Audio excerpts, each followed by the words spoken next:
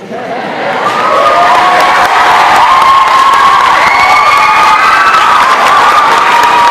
supposed to be here. I'm happy to be here, I'm honored to be here. And this morning my remarks will be brief as well because I've come here to look, I've come here to listen, I've come here to learn. I'll be back again in November.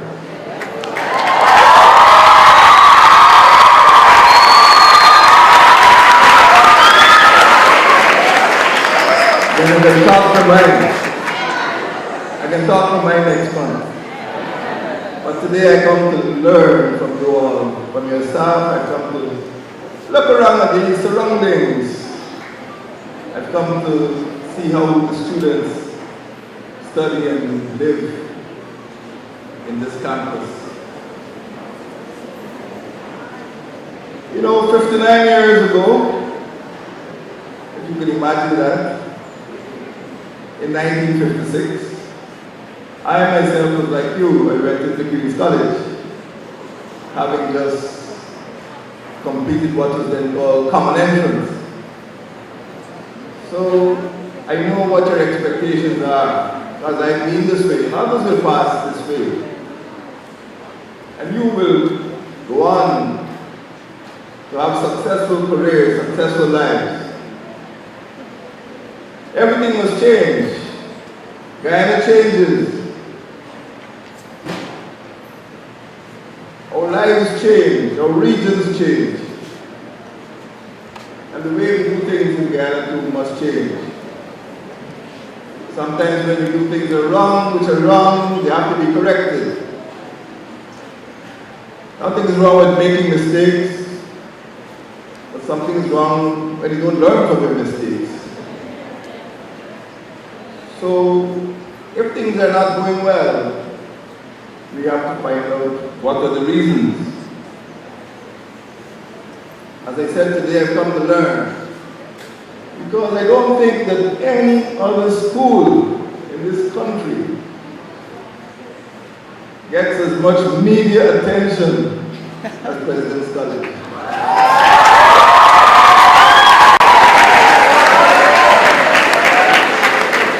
Sometimes for better, sometimes for worse.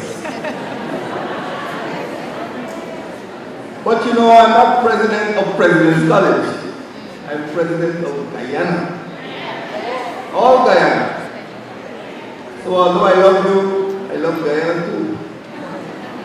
And I must make sure that the resources of Guyana are available to all regions of Guyana. I must make sure that all of the children of Guyana have access to the services of the state. And here you might have about 600 students, but in Guyana there are 75,000 secondary school students. I cannot ignore 74,400 and just pay attention to the 600. I have to be president of everybody. But at the same time, I'm interested in high standards. And nothing will be done during my tenure of the presidency to lower the standards of President's College.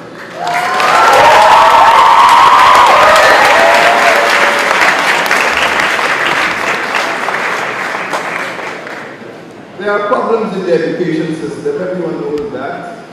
Again, I have not come here to criticize or to throw stones. But at the level of National Grade 6,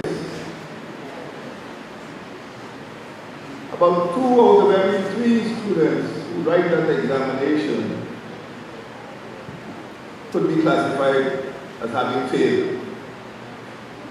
So every Easter time, 15,000 students write examinations, and about 10,000 fail. You are already lucky, because the majority of children who wrote the exam would fail, and we have to correct that. You mustn't sweep it under the carpet, you mustn't hide unpleasant statistics. If you have a disease, you have to cure the disease, or else you continue to be ill. And there are problems within the education system that we have to correct. And as you can see from the color of my hair, I've been around for a long time. And I've been into every single region of this country. From Aruka, right down to Achille.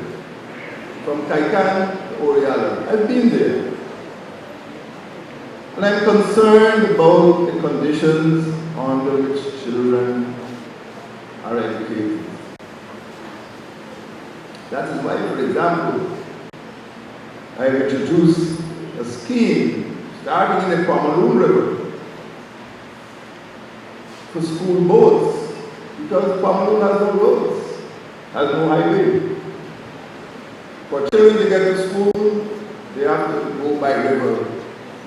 The river is the highway in Pomeroon, but sometimes parents have to spend $5,000 a week to get their children to school. That cannot be sustained. And that is why we've introduced a system now of having school boats, so that the children can go from wherever they're living in the lower Pomeroon to Charity Secondary School. So you all got it easy. You can't swim that distance. Similarly, there are going to be more boats from Upper Pomeroon to go to Charity. And there will be school buses. And there will be bicycles. So we'll be having the three Bs, bikes, buses, and boats. But the important thing is the children must get to school.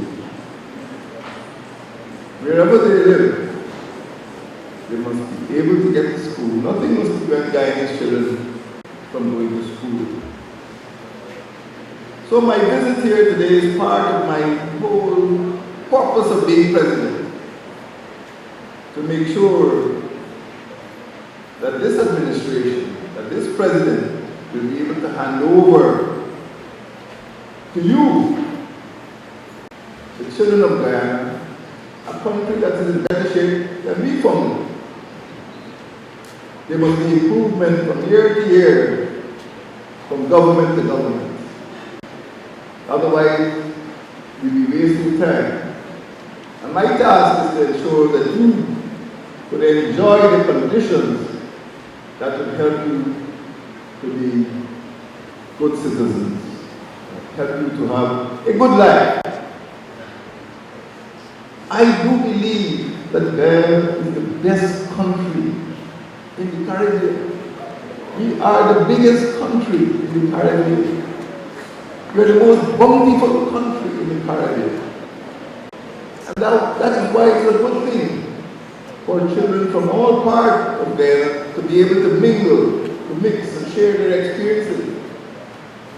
I wish every year we could take children from the coastline into the hinterland, bring children from the hinterland onto the coastline.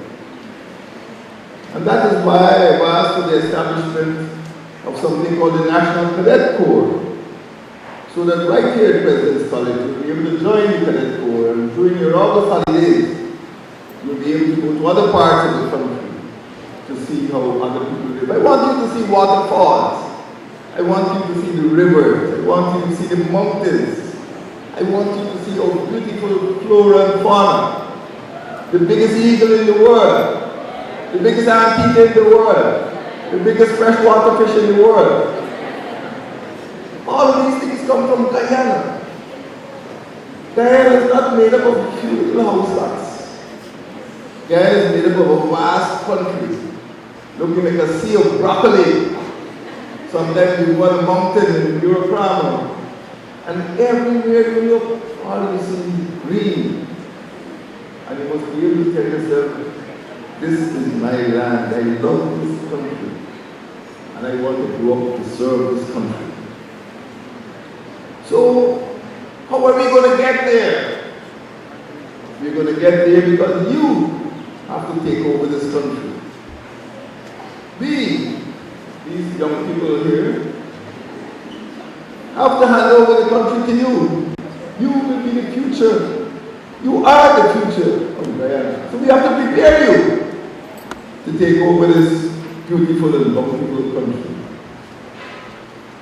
So, what we do here will determine what happens to Guyana. And that is why today, even without listening to your principal or your staff, I would like to see that President's College will take the lead as a college of science and technology, because the poetry is good, the history is good, the drama is good, the sports are good. But we have to open this country. We have to build highways and bridges. We have to build studies. We have to build factories. And to develop this country, you don't only need poetry and history, you also need engineers, you need mathematicians, you need architects, you need scientists. We need to study biology and chemistry and physics and zoology if we are to make use of these abundant resources which God has given us. So, President's College will take the lead, along with other secondary schools, in opening this new chapter of science and technology education. So we're moving forward, we're not going backwards. But I want you to bear in mind that as we move forward, we need to accept and adopt new technology. We can't live in the past. We have to look to the future. Right here, this college is the gateway to the good life. This college is the gateway to changing Guyanese economy. When I was young, I always spoke about the 6 sisters: rice and sugar, bauxite, gold, diamond, timber, fish. Now I'm getting old. Our economy is still based on rice and sugar, bauxite, gold, diamond, timber, fish. We have to change. We have to start making things. We have to start manufacturing. And I look to you, the next generation, to move the economy forward. And it must start here. Education must open the door to employment. I became a soldier, but I also had another occupation. I don't want you all to become soldiers and policemen and clerks. I want you to become manufacturers, businessmen and women, entrepreneurs. I want you to be self-employed. I go to the Rupununi, I go to Burima Mining, I go to Mazaruni Kuyuni, all the regions of this country. And so many of our young people leave schools.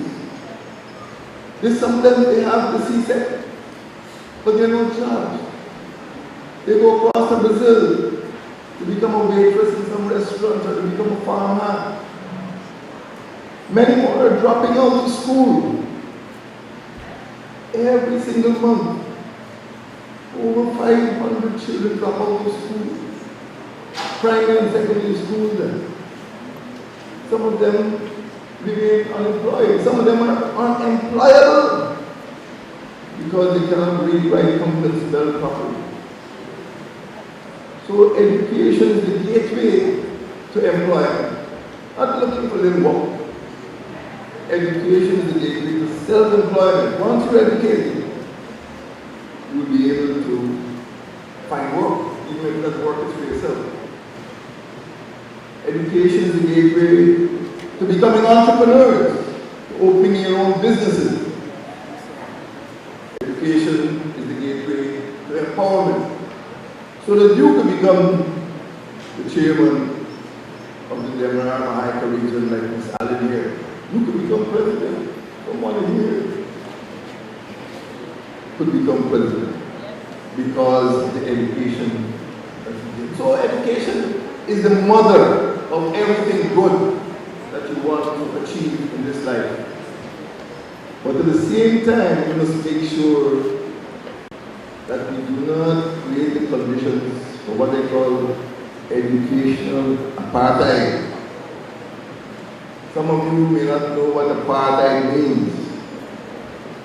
It is really a Dutch word meaning apartness or separateness. There used to be in a place called South Africa a terrible system of apartheid in which people of one ethnic group were kept down by people of another ethnic group. But when I speak of educational apartheid,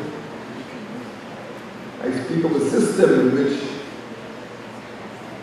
a lot of people continue to drop out and a few people continue to succeed. So what happens is that the gap opens between the few highly educated and the mass poorly educated. This will create an unequal society in which you have some people who are intelligent and educated and perhaps they become rich, and a lot of people who dropped out and have not completed their education and remain poor. So what we want to do in Ghana is close the gap. What we want to do is remove the inequalities so that everyone, based on merit, has the same access to good education. And yes, people who, students who, young persons who study hard must be rewarded for their hard study, hard work. If people are studying and paying attention to their books and their lessons, other people are lying by the corner, smoking all sorts of strange substances. When the time for the exam comes, they will fail. If other people are working, as I say, burning the midnight oil, paying attention to their books, they will probably do better and succeed. But what we need to do here and elsewhere in the education system is give all children access to quality education everywhere. Not 5 top schools, not 10 top schools, but 50 top schools. Why not? We want to make sure that everyone can get the benefit of a good education. As I said, I go to all the regions. And I went to a place called Parishara in Rupununi. Anybody go here from Rupununi? Okay, you know where Parishara is? Okay. I was at Parishara. 3 o'clock on a Friday afternoon. Children were just coming home to school. And not one of them had a pair of shoes on. You all wouldn't tolerate that in Golden Grove South. But that is normal in some parts of Guyana. These are things I have to think about. Because they're Guyanese children. And we can't allow one set of people to be left behind and another group of people to move ahead. So, in looking at the public education system, we have to think about access. We also have to think about the appropriateness of the education. As I said, the only thing that is constant is change. And Guyana is changing. And if we are to build those bridges and those highways, if we are to stimulate manufacturing and expand our economy, we have to change. We have to embrace technology, particularly now, information technology. As I told students at the rally, the chief education officer will remember, I said in this country alone, there are about 600,000 mobile phones. There are about 600,000 mobile phones. Maybe some people have two, and some people have three, but some people have none. But there's a place called Karawak in Region 2. And in order to use the mobile phone, in order to get connectivity,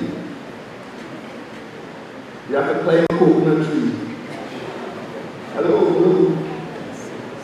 So I told the people in Region 2, when you buy a mobile phone and buy a coconut tree with it. But, students, we cannot keep abreast with other countries, with Barbados or Trinidad or Suriname or Brazil, if we do not embrace information technology. We cannot keep abreast if we do not change our education system by embracing science. So these are things we have to do right here in South Golden Grove. And this is the direction we're going to be moving in. Today I'm very happy to be here. I'm very proud and honored to be the patron of this school, this college. And I pledge to you to uplift and uphold the high traditions of this college and not to do anything that will affect the standard and the quality of education which you all expect to have access to when you come to this college. As I said today, I've come to listen, to look, and to learn. And when I come back, I have something to tell you. So thank you very much for your warm welcome along the way. Thank you very much, teachers, for the work that you're doing to maintain high standards in this important secondary school, this important college. I would like to get the opportunity to walk around and see the circumstances and conditions. I don't like to make decisions without evidence. I've come here to find out first and talk later. So thank you, and thank you for your welcome. And God bless you all.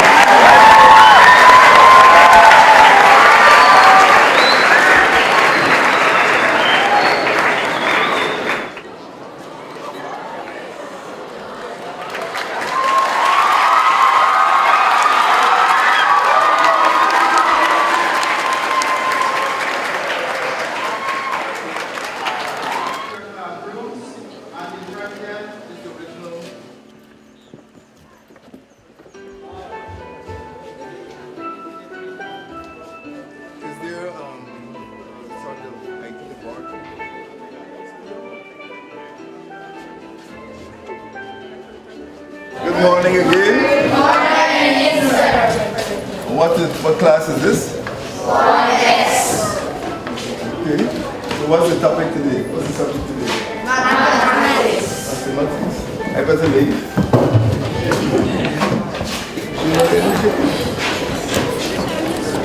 Huh? Oh, we're revising. We don't have English in this book. Oh, physical education. All right. What's up?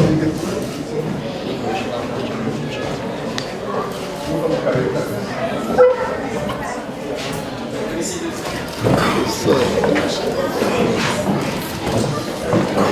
culture science.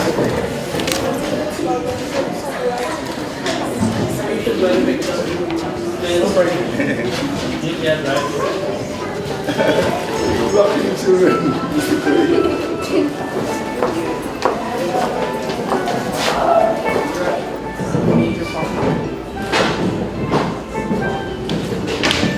This is from the mains. You got to do the budget. To start, or perhaps the tablecloth from the kitchen. Those are things.